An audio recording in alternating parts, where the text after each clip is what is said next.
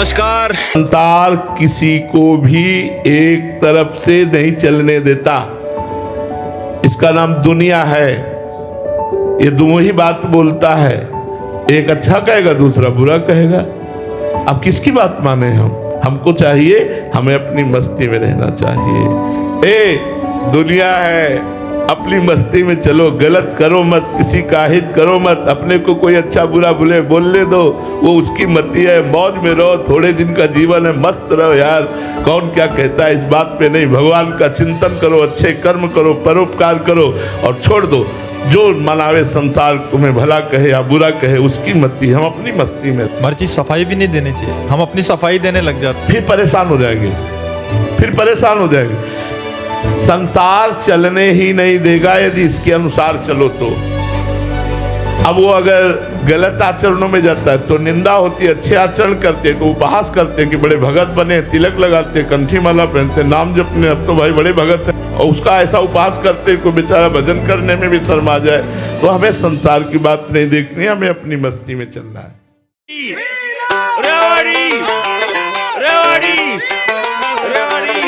क्यों डरता है तू बंदे, अभी हालात बदलना बाकी है। क्यों डरता है तू बंदे, अभी हालात बदलना बाकी है।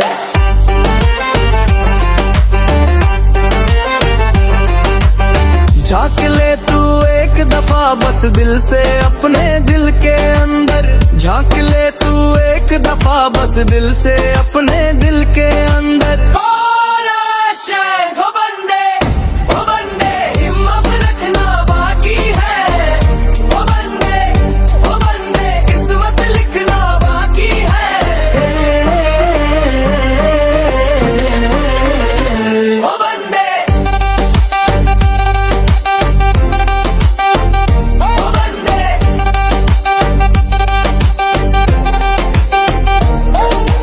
तुझ में भी वो आग छुपी है जो तूफानों से खेल करे। तू खुद अपनी पहचान बने, ऐसा कोई डर ना मेल करे। आज जो रात अंधेरी है, कल वही सवेरा लाएगी। टूटा हुआ हर एक सपना नई कहानी गाएगी।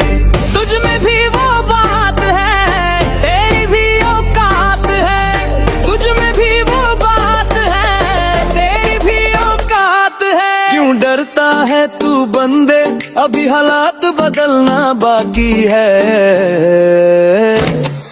क्यों डरता है तू बंदे, अभी हालात बदलना बाकी है।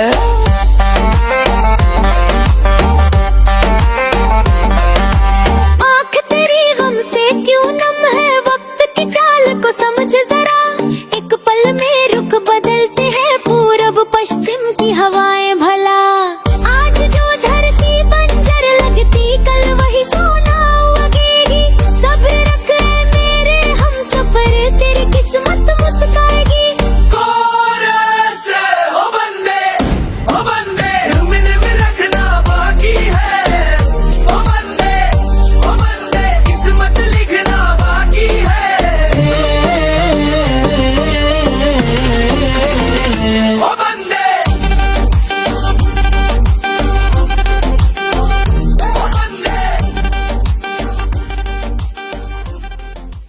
गंदगी वो अंधेरा है जिसे स्वच्छता का सूरज खुद को जलाकर उसे खत्म कर देता है।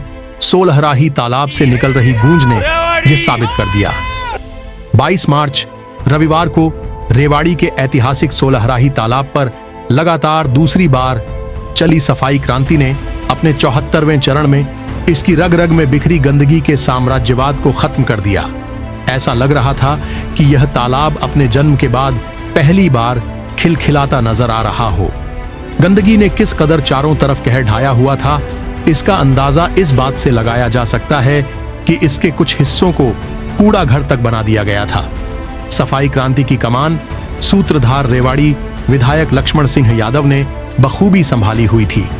वे अपने शानदार व्यक्तित्व से सफाई वीरों में हर समय ऊर्जा का संचार करते हुए नजर आ रहे थे। 1.5 साल से अधिक समय से चल रही इस सफाई यात्रा की सबसे बड़ी चमत्कारिक बात यह रही कि जब भी बरसात हुई, लेकिन वह हमेशा सुबह 6 बजते ही अभियान की शुरुआत के समय एकाएक बंद हो जाती थी। देखा जाए तो यह परमात्मा का संपूर्ण आशीर्वाद नहीं तो क्या है। दिन प्रतिदिन सफाई को लेकर लोगों में बेहतर बदलाव का आगाज हो रहा है, इसलिए सफाई योद्धाओं की फौज दिन प्रतिदिन तेजी से बढ़ती जा रही है। यह सफाई क्रांति न केवल सार्वजनिक गंदगी को खत्म करती जा रही है, साथ ही जीवन में खुद में बेहतर इंसान होने का प्रमाण भी पेश कर रही है। भूल जाइए इस सृष्टि पर बने बने समाज में आप किस हैसियत और पोजीशन में रहते हैं। इस भ्रम को भी तुरंत प्रभाव से निकाल डालिए कि आपको विशेष दर्जा मिला हुआ है। सही मायनों में यह परमात्मा की संरचना है, जिसमें आप अपने स्वयं के कर्मों के आधार पर लिखी गई स्क्रिप्ट में किसी किरदार का रोल निभा रहे हैं। इसके अलावा किसी की कोई कहानी नहीं है। परमात्मा को किस रूप में हम महसूस करते हैं या कर रहे हैं, यह सब कुछ हमारे द्वारा पल पल में किए जा रहे कर्मों से जन्मी सोच से तय होता है। इसी का असल स्वरूप ही सफाई क्रांति है, जिसमें ना कोई अमीर होता है, ना ही कोई गरीब, ना कोई डॉक्टर, ना कोई राजनेता, ना कोई उद्योगपति, ना कोई शिक्षक, ना कोई अधिकारी और ना ही कोई वकील या शासन प्रशासन की ताकत रखने वाला चेहरा। सब कुछ समान होता है। यही वो पल होते हैं जब परमात्मा जमकर उन पर पुण्य की बारिश करता है, उसकी चिंता करता है और सही मायनों में यह एहसास कराता है कि वे भाग्यशाली हैं कि उन्हें इस सृष्टि के इस सबसे बड़े पवित्र कार्य को करने का अवसर प्रदान हुआ है। क्रांति में नवरात्रा को देखते हुए शानदार जलपान की व्यवस्था निवर्तमान नगर पार्षद एडवोकेट भूपेंद्र सिंह ने संभाली हुई थी। उन्होंने विधायक लक्ष्मण सिंह यादव का पटका पहनाकर सम्मानित किया। समापन अवसर पर आयुष्य मंदिरम मॉडल टाउन की योग प्रमुख सुषमा जी ने मौसम में तेजी से आ रहे बदलावों के स्वास्थ्य को लेकर विशेष जानकारी देने के साथ साथ सभी को योगा कराया।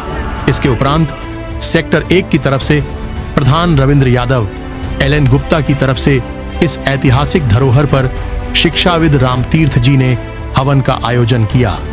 आगामी 29 मार्च को भी सफाई क्रांति अपने 75वें चरण में इसी तालाब पर चलेगी, जब तक यह पूरी तरह से साफ सुथरा नहीं हो जाए।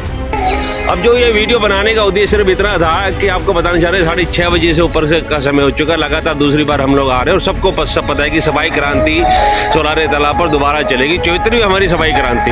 अब आपको दिखाते हैं सेक्टर 1 के वो जो लोग आवास में रहते हैं ना, इधर सामने जितना कैमरा जा पा रहा है, यहाँ एक बाकायदा एक मैसेज भी जा रहा है, गीत भी हमारा चलता है साथ में, लेकिन इन 100 लोगों को कैसे जगाए साहब। आज जब भी दूसरी बार सफाई क्रांति में आज भी एक भी सेक्टर 1 का 1 या 2 साथी आए होंगे जो पहले से सफाई क्रांति जुड़े हैं, वो लोग जरूर आ रहे हैं, बाकी सब सोए हुए लोग हैं। हमारा मकसद सिर्फ ये नहीं कि आप आओ झाड़ू लगाओ, हम सिर्फ इतना बताने हैं यार जाग जाओ। ये रमणीक स्थान है, इतना पावन, इतना बड़ा ऐतिहासिक धरोहर है, आप लोगों के बीच में स्थापित है कि आपकी शोभा बढ़ेगी, आपकी गरिमा बढ़ेगी। आप सिर्फ आलोचना करने में, बुराई करने में, एक दूसरे पर छीटा कसी करने में तो सबसे आगे रहते हैं। जब आगाज होता है सफाई क्रांति का बेहतर करने के, जब आप गायब हो जाते हैं, तो ये कैसे आपकी कैसा ये आपका हम ये कह सकते हैं कि कैसी भावना है अपनी इस रेवाड़ी माँ के प्रति, कैसी सोच है आपकी, वो प्लीज बता दीजिए। आप तो सारे बड़े प्रबुद्ध वर्ग के लोग रहते हैं, सारे कोई टीचर्स हैं, कोई अधिवक्ता है, कोई उद्योगपति है, कोई डॉक्टर्स हैं, मतलब जो अच्छे इस समाज के सबसे बड़े शीर्ष पायदान पर आप लोग पहुँचे हुए हैं।